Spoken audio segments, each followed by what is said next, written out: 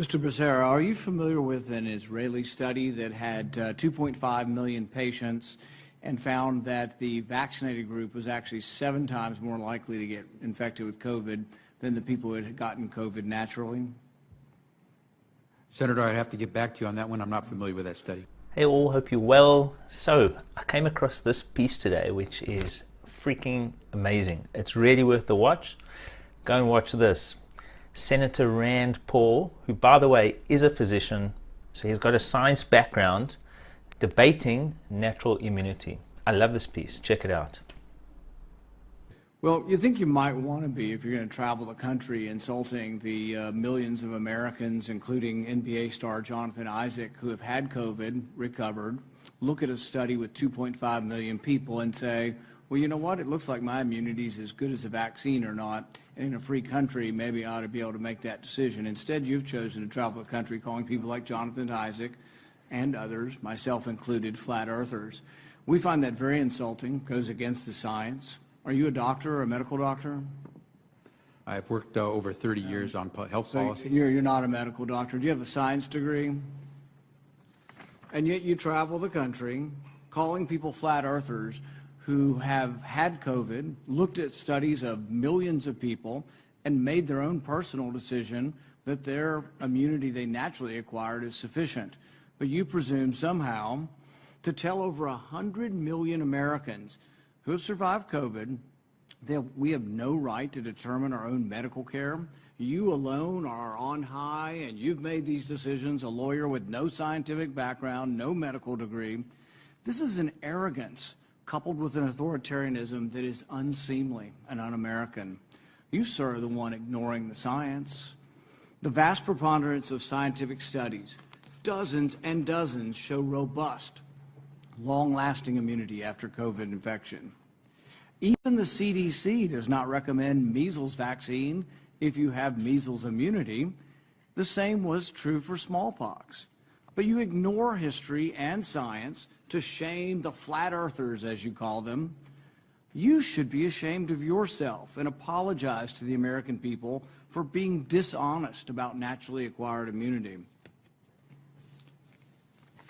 You want more people to choose vaccination? So do I.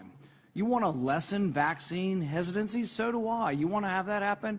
Quit lying to people about naturally acquired immunity.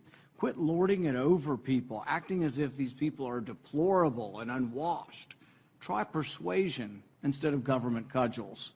Try humility instead of arrogance. Try freedom instead of coercion. But most of all, try understanding that there's no more basic medical right than deciding what we inject into our bodies. Today, after hearing that millions of people in a study show without a doubt that there's a great deal of immunity from getting it naturally, do you want to apologize to the 100 million Americans who suffered through COVID, survived, have immunity, and yet you want to hold them down and vaccinate them? Do you want to apologize for calling those people flat earthers? Senator, I appreciate your question and appreciate that everyone has their opinion. We follow the facts and the science at HHS. We use the expertise of the medical professionals, the scientists at HHS to make decisions.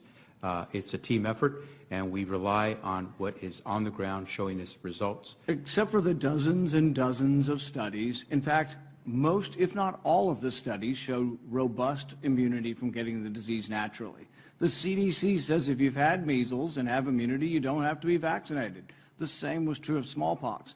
You're selectively doing this because you want us to submit to your will.